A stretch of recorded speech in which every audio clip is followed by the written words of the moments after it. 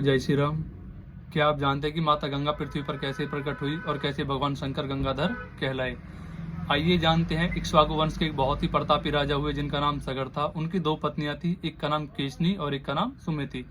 उनकी कोई संतान नहीं थी। इस बात से वह दुखी थे और एक बार वह भृगु ऋषि के आश्रम पहुंचे तो भृगु ऋषि ने वरदान दिया कि एक रानी को एक पुत्र होगा और एक को 60,000 पुत्र होंगे। कुछ समय पश्चात रानी केशनी को एक पुत्र होता है और रानी सुमति को एक पिंड होता है। उस पिंड के 60,000 टुकड़ों में विभाजित करके घड़ों में भरकर रख दिया जाता है और कुछ समय पश्चात वह बहुत ही ज्यादा यशस्वी राजकुमार बनते हैं। अपने संकल्प को पूरा करने के लिए राजा सगर ने एक अश्वमेध यज्ञ किया। अश्वमेध यज्ञ के द्वारा एक घोड़ा छोड़ा गया जिसे इंद्रदेव ने छलवश पकड़कर कपिल मुनि के आश्रम में बांध दिया। घोड़े का कोई समाचार न मिलने के कारण राजा सगर के पुत्र घोड़े की खोज करते हुए कपिल मुनि के आश्रम में पहुंच गए, जहां उन्होंने उस घोड़े को बंधा हुआ देखा तो उन्होंने कपिल मुनि को चोर समझ लिया और उनकी तपस्या भंग कर दी। कपिल मुनि ने अपने नेत्रों से अग्नि प्रकट की और उन्हें भस्म कर दिया। तो अपने पुत्रों का कोई समाचार न मिलने के कारण राजा सगर उनको खोजते हुए राजा कपिल मुनि के आश्रम पहुंच गए। कपिल मुनि ने उन्हें पूरी घटना का वर्णन सुनाया तो राजा सगर ने उनसे कहा कि इनके मोक्ष का मार्ग क्या है।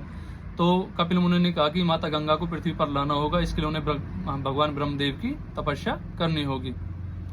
तो राजा सगर भगवान ब्रह्मदेव की तपस्या में विलीन हो जाते हैं, लेकिन वे अपनी तपस्या में असफल होते हैं। राजा सगर के बाद उनका पुत्र असमंजस के बाद अंशुमान के बाद दिलीप तपस्या करते हैं, लेकिन वह सब असफल हो जाते हैं। और अंत समय में भगवान भागीरथ ब्रह्मदेव भगवान की तपस्या करते हैं।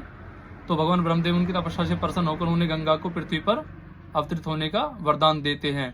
लेकिन एक समस्या थी कि गंगा के वेग को धारण कौन करेगा, क्योंकि गंगा माँ की धारा का वेग इतना तीव्र था कि वह पृथ्वी को 2 भागों में बांट सकती थी। तो भगवान ब्रह्मदेव ने कहा कि आप महादेव की तपस्या कीजिए, महादेव ही उनको अपने जटाओं में धारण कर सकते हैं, उनका वेग वही सह सकते हैं।